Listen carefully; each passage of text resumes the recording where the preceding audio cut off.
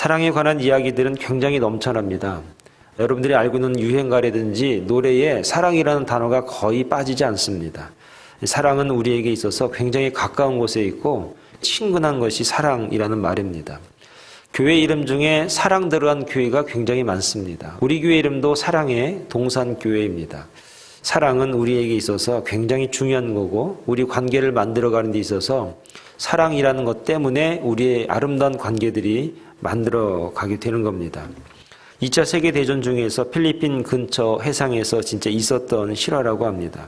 전쟁에 처음 출전하는 병사들을 실은 배가 필리핀 근해를 지날 때 일본군에 의해서 폭격을 받았습니다. 그래서 급하게 작은 보트에 올라탔는데 그마저도 총격을 받아서 밑에 구멍이 뚫어졌습니다. 배를 구하고자 한쪽에서는 물을 퍼내고 이것도 어렵게 되자 자신들이 가지고 있었던 모든 짐들을 하나씩 바다로 던지기 시작했습니다. 그럼에도 불구하고 그들은 점점점 가라앉게 되었습니다. 나중에 물속에서 죽은 병사들을 찾았는데 그들이 마지막까지 손에서 놓치지 않았던 것이 하나 있는데 바로 가족 사진이었다고 합니다. 죽음 앞에서까지 포기하지 못하는 게 무엇이냐? 바로 사랑하는 가족이다 하는 겁니다. 여러분 지금도 저는 귀에 생생한데 세월호에서 이제 자신들이 죽을 수 있겠구나라고 판단한 아이들이 배 안에서 집에 전화를 겁니다. 통화가 되지 않자 음성으로 엄마한테 아빠한테 이렇게 유언적으로 남긴 그 음성을 지금도 제가 기억을 합니다. 엄마 아빠 그동안 미안했어. 나 지금 죽을 수도 있을 것 같아. 너무 사랑하고 보고 싶어. 이러고 음성이 끝난 그런 세월호 아이들의 그런 소리가 지금도 들립니다. 죽음 앞에서도 마지막까지 포기하지 않았던 그것은 바로 가족에 대한 사랑하는 마음이다라고 하는 겁니다. 그렇다면 이 사랑한다는 것이 결국 우리에게 무엇을 말하고 있느냐 하는 겁니다. 그 첫째가 무엇이냐면 서로 존중하는 것이 바로 사랑이다 하는 겁니다. 오늘 10절의 말씀을 좀 함께 읽으면 이런 말씀이 있습니다. 시작. 형제를 사랑하여 서로 우애하고 존경하기를 서로 먼저 하며 이렇게 말하고 있습니다. 본문에는 존경이라는 말이 쓰여졌지만 이 단어가 전의 번역에는 존중이다 이렇게 말하고 있습니다. 이 존중이라고 하는 그 단어가 어떤 뜻이냐면 상대를 높여서 귀중하게 여기는 마음이 존중이다 그렇게 말하는 겁니다. 여러분 이 존중이라고 하는 그 영어 단어를 보면 리스펙이라는 단어를 씁니다.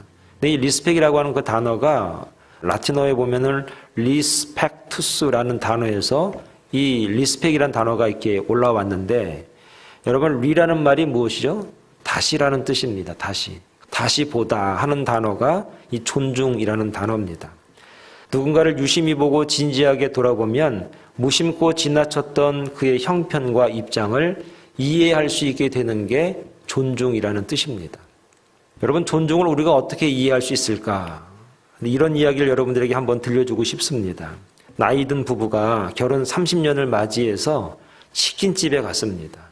통닭이 나오자 남편이 항상 그랬던 것처럼 닭날개를 뜯어서 아내에게 주었습니다. 그러자 아내가 화를 펄컥 소리내면서 이렇게 말합니다. 도대체 당신이란 사람은 지난 30년 동안 변한 것이 하나도 없어요. 내가 그토록 싫어하는 닭날개를 그렇게 주는 이유가 뭐예요? 내가 가장 좋아하는 것은 날개가 아니라 다리라니까요. 다리! 이렇게 얘기를 했습니다. 이렇게 남편에게 퍼붓고 눈물을 펑펑 흘렸습니다. 너무 갑작스러운 상황에 남편이 놀라서 어리둥절했습니다. 그러면서 한마디 했습니다. 남편이. 닭날개는 내가 제일 좋아하는 것인데 남편은 비로소 알게 되었습니다. 날개를 좋아하는 것은 자신이지 아내는 아니라는 것을. 그리고 아내에게 좋아하는 부위가 어디냐고 한 번도 물어보지 않고 자기가 좋아하는 것을 주면 좋아할 것이라고 생각한 것에 대해서 자책하게 되었습니다. 아내도 마찬가지였습니다. 남편이 날개를 제일 좋아하는 사실을 오늘에야 알았습니다. 이렇게 되자 아내는 남편이 얼마나 속이 상하고 섭섭했을까 생각하게 되었다고 합니다. 그리고 지난 30년 동안 한결같이 자신을 아끼고 사랑해준 남편이 고맙고 자신의 서툰 사랑을 인내하면서 받아준 아내가 너무나 소중했다라고 하는 그런 이야기를 제가 보게 되었습니다. 여러분 세상에서 가장 어리석은 여자가 누구냐? 자기 남편을 이기려고 하는 여자. 이 여자보다도 더 어리석은 여자가 있는데 이것을 자랑하고 다니는 여자. 그렇다면 가장 찌질하고 못난 남자는 누굴까? 자기 아내를 하녀처럼 생각하는 남자. 물론 이해는 됩니다. 세상 일 하다가 여기저기서 치이다 보니까 가정에서만큼은 제왕처럼 군림하고 싶은 마음이 있겠죠. 아내에게만큼은 대접하고 싶고 자식들한테만큼은 좀 당당하고 싶은 마음 누구나 다 있지 않겠나. 그렇다고 신성한 가정에서 아내나 자녀에게 군림하고 남편을 또한 또 이기려고 가정을 전쟁터로 만든다면 이것만큼 세상에서 가장 어리석은 일이 어디 있겠습니까? 어떤 아내가 있었는데 결혼하고 나서 얼마 있다가 남자가 다쳤습니다. 절름발이 신세가 되었습니다. 그래서 남편을 갖다가 절름발이 그랬습니다. 나가서도 아내가 남편에 대해서 이야기할 때 절름발이 그랬습니다. 그랬더니 주위에 있는 사람들이 뭐라고 말하는가? 절름발이 아내, 졸지의 절름발이 바보의 아내가 된 거인 겁니다. 이러다가 시간이 흘렀습니다. 그래가지고 집에 가보니까 남편이 뭘 꼼지락꼼지락거리고 뭘 잘 고쳐요. 밥통이 고장났다 그러고 믹서기가 고장났다 그러면 뭘 이렇게 만지고 하다 보면 또 잘 되는 거예요. 그래가지고 이 여자가 당신 박사네 박사야 이랬습니다. 그래서 나가서 또 얘기했습니다. 우리 남편이 이렇게 잘 고치더라고. 박사라고 했더니 주변에 있는 많은 사람들이 그랬습니다. 아, 저 여자는 박사의 아내야. 여기서 우리에게 주는 의미가 무엇이 있습니까? 내가 존중하는 마음이 있으면 내가 존중을 받는 겁니다. 내가 사랑하는 마음이 있으면 사랑을 받는 것이다 하는 겁니다. 내가 말하는 대로, 내가 심은 대로, 내가 뱉어낸 대로 나에게 돌아오게 된다라는 사실을 우리가 알아야 되는 것입니다. 우리의 가정을 존중하고 남편을, 아내를 존중하게 되면 내가 그 모든 것들을 내가 받게 되는 것입니다. 예수님을 존중하고 교회를 존중하고 사랑하고 성도를 존중하고 사랑하게 되면 그 사랑을 내가 그대로 받게 된다는 이야기를 우리가 알아야 됩니다. 그게 바로 사랑이라는 겁니다. 사랑하는 마음이 있으면, 사랑하는 마음으로 이야기하면, 사랑하는 마음으로 우리가 살아가게 되면 그대로 내가 받게 되더라. 두 번째로 부지런하라 그렇게 말합니다. 우리가 11절 말씀을 다 같이 한번 읽어보겠습니다. 시작. 부지런하여 게으르지 말고 열심을 품고 주를 섬기라 그랬습니다. 여러분, 이 부지런이라는 그 헬란 말이 스푸데 이렇게 발음을 하는데 간절함이라는 의미입니다. 간절하다. 간절하기 때문에 여유 부리고 나태한 마음으로 살지 않는다. 그래서 부지런하다 그런 말로 번역을 한 겁니다. 간절함이 있으면 어떻게 나태하고 민기적거릴 수가 있겠는가 하는 겁니다. 게으르다고 하는 말은 오크네로 이렇게 말하는데 근심이나 걱정 이런 게 많아서 주저주저하는 것, 그게 게으른 겁니다. 오늘 저와 여러분들 가운데 믿음의 확신이 있어야 될 이유가 무엇인가? 내가 믿음이 있기 때문에, 확신이 있기 때문에 열심히 살지 않겠습니까? 부지런하지 않겠습니까? 남들보다 하나라도 더 하려고 하지 않겠습니까? 그게 바로 우리가 부지런한 삶의 모습이다라고 하는 겁니다. 그것은 바로 사랑하는 마음이 있을 때 그렇게 부지런한 모습으로 드러나게 되는 그런 모습들 우리에게 있습니다. 연애를 하게 되면 변화가 있습니다. 어떤 변화가 있는가? 사람이 깨끗해집니다. 굉장히 부지런해집니다. 안 바르던 얼굴도 이렇게 거울도 뒤다보고 뭐 그럽니다. 빚도 가지고 다녀요. 왜 그런가? 사랑하기 때문에 사람을 변화시켰습니다. 부지런하게. 여러분, 예수님 사랑하면 어떻게 될까? 교회에서 부지런합니다. 사랑하기 때문에 그렇습니다. 제가 미국에 와서 놀란 것 중에 하나가 무엇이냐? 아침에 제가 5시 반이나 6시쯤에 프리웨이를 타고 이렇게 가다 보면 플로밍차, 잔디 깎으려고 다니는 그런 가드너들, 이런 차들이 굉장히 많습니다. 버스도 많고 학생 차들도 많고 굉장히 아침 일찍부터 일을 시작하는 것을 제가 보게 됐습니다. 그러면서 이 미국 땅이 부지런한 나라구나. 부지런해야 살 수 있는 나라구나. 그렇게 해서 만들어진 나라가 미국 땅이구나. 그렇게 제가 생각을 하게 되는 겁니다. 사랑하는 여러분, 그래서 미국에 살 때 게으르다는 얘기 나오면 그것 안 되는 겁니다. 부지런해 저 사람. 저 사람 아침 일찍부터 열심히 최선을 다해서 부지런하게 사는 사람이야. 이런 말을 들어야 하는 겁니다. 그 사람은 그 마음속에 사랑이 있기 때문에 그렇습니다. 가족에 대한 사랑이 있습니다. 아내나 남편에 대한 사랑이 있습니다. 자식에 대한 사랑이 있습니다. 하나님을 사랑하는 그 마음이 믿음이 있기 때문에 열심히 살아가는 것입니다. 사랑이란 무엇인가? 사람을 부지런하게 만든다라고 하는 것입니다. 저는 요즘에 자식들 보고 효도해 그건 조금 생각을 해봐야 된다 생각을 합니다. 왜 그러냐? 어떻게 보면 자식이 부모를 살리는 것 같습니다. 자식 때문에 용기를 잃어버린 부모가 용기를 냅니다.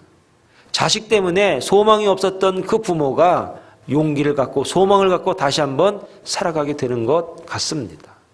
어찌 보면 자식이 부모를 도와주고 용기를 주고 힘을 주고 미래를 주고 비전을 주고 하는 게 자식 때문인 것 같습니다.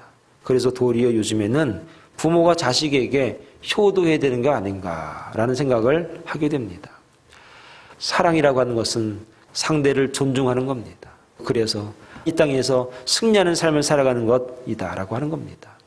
5월달 가정의 달을 맞이해서 자녀를 존중히 여기시기 바랍니다. 남편을, 아내를 존중히 여기시기 바랍니다. 그리고 그 결과로 내 삶이 더 부지런해져서 하나님의 뜻을 이뤄가고 많은 사람들에게 유익이 될 수 있는 그런 주의 종들이 다 될 수 있기를 간절히 축원을 드리겠습니다.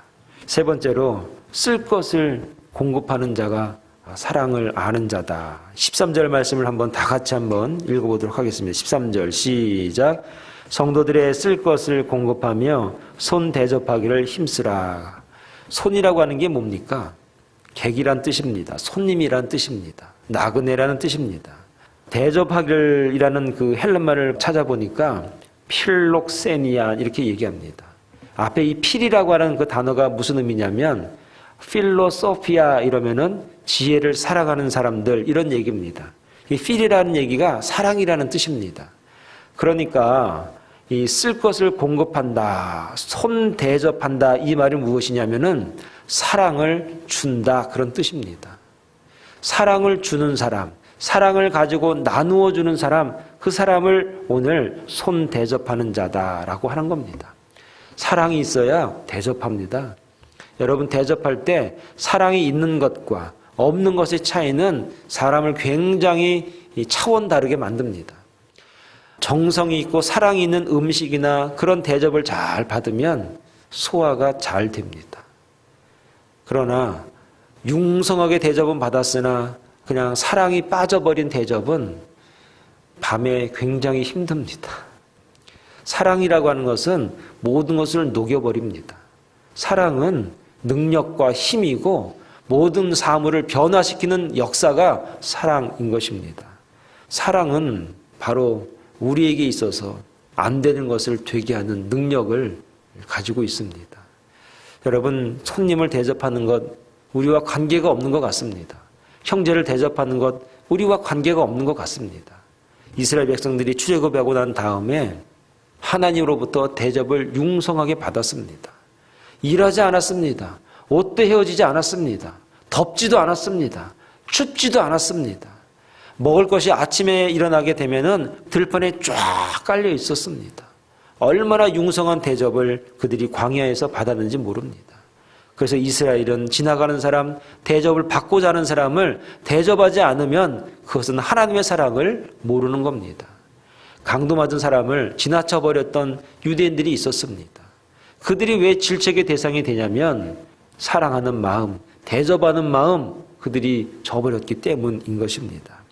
하나님으로부터 대접받은 것을 잃어버리는 것, 그것이 결국은 사랑을 버리는 것이다 라고 말하고 있는 것입니다.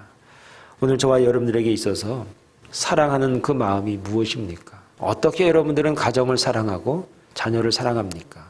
존중히 여기는 저와 여러분 되기를 바랍니다. 그래서 내가 부지런히 일하고 성실함으로 정말로 우리 가족을, 이웃들을 잘 대접해낼 수 있는 주의 종들이 다 될 수 있기를 간절히 축원을 드리겠습니다. 하나님께서 어느 가정에 한 사람을 보내주셨다고 합니다. 그 사람은 그 가정에서 크고 작은 일에 아주 중요한 역할을 했습니다. 청소도 하고 빨래도 하고 밥도 짓고 반찬도 만들고 아이들도 잘 돌봅니다. 이렇게 여러 가지 가사일을 하면서 또 기도도 해주고 위로도 해주면서 기쁨도 주고 즐거움도 주고 가정에 아름다운 일들을 만들어 가게 되었습니다. 그래서 그 사람으로 인해서 그 가정에 모든 것이 잘 되고 행복했다고 합니다. 그 사람은 하나님께서 그 가정에 보내주신 행복이라는 천사라고 합니다. 그런데 어느 날 이 행복이라고 하는 이 천사가 그 가정을 떠나겠다고 했습니다. 부부는 몹시 섭섭해하면서 왜 떠나냐고 하면서 계속 함께 살자고 매달렸다고 합니다. 그러자 행복이란 천사가 말했습니다. 자신은 계속 머물고 싶지만 이 가정이 자신을 머물 수 있는 여건이 안 돼서 이제는 떠나야겠다고 그렇게 말했다고 합니다. 이 말은 행복도 건강도 기쁨도 즐거움도 부귀나 권세도 명예도 영원하지 않다는 겁니다. 건강 하나만은 그동안 자신하며 살았는데 어느 날 갑자기 찾아온 질병이나 사고로 건강을 잃어버린 사람들이 많습니다. 부부가 결혼할 때는 어떻습니까? 최고의 부부, 우리만은 기필코 행복할 것이다. 남들은 다 저렇게 살아도 우리만은 행복할 것이다. 당당하게 결혼했습니다. 그렇게 다짐했습니다. 그런데 얼마 못 가서 사네, 죽네, 못 사네, 네가 잘났네, 못났네 하면서 아우성 치면서 사는 가정들 많습니다. 아무튼 일정한 여건이 갖춰지지 않으면 여지없이 떠나버리는 것이 있는데 행복의 천사다.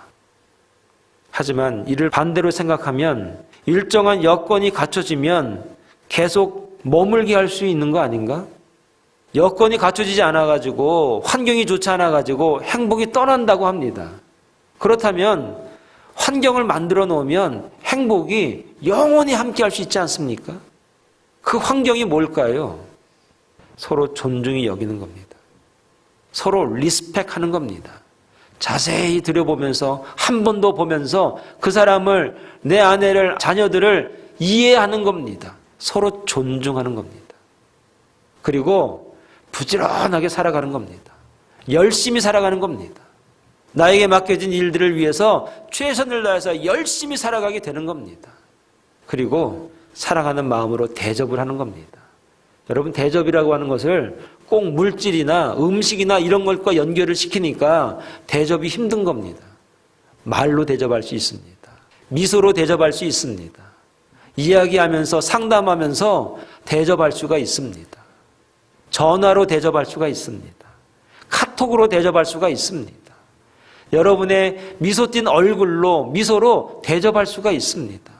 위로의 말 한마디로 충분히 대접할 수가 있습니다. 이런 여건을 만들어 놓으면 행복의 천사는 영원히 우리 가정에, 우리 교회에 머물 수 있다는 것을 여러분 믿을 수 있기를 바랍니다. 사랑하는 여러분, 오늘부터 저와 여러분들 가정이 존중히 여기기 바랍니다. 다시 한번 보시기 바랍니다. 다시 한번 생각해 보시기 바랍니다. 그러면 내가 이해할 수 있습니다. 그리고 여러분 부지런하시기 바랍니다. 내가 그동안에 내가 게을렀던 게 무엇일까? 내가 믿음이 없어서 그렇지, 내가 믿고 확신한 가운데 내가 살면 부지런하게 살 수 있습니다. 그리고 사랑하는 마음으로 잘 대접하기 바랍니다. 미소로, 대답으로, 인사로 여러분 잘 대접해서 우리 가정이 정말 사랑의 천사, 행복의 천사가 떠나지 않는 아름다운 가정이 다 될 수 있기를, 그런 아름다운 우리 교회가 다 될 수 있기를 간절히 축원을 드리겠습니다. 기도하겠습니다.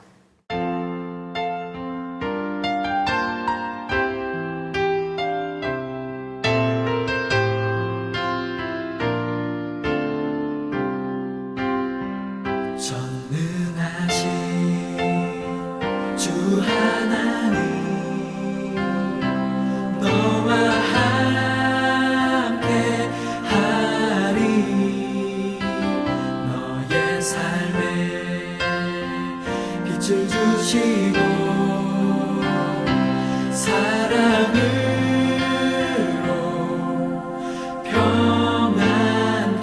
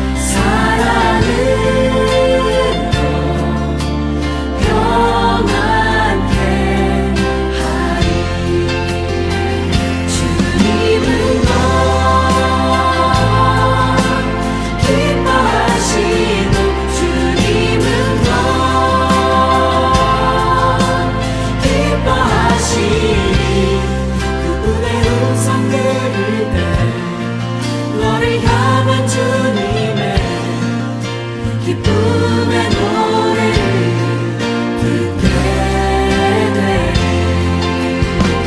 주님은 널 기뻐하시고 주님은 널 기뻐하시니 그분의 음성 들을 때 너를 향한 주님의 기쁨의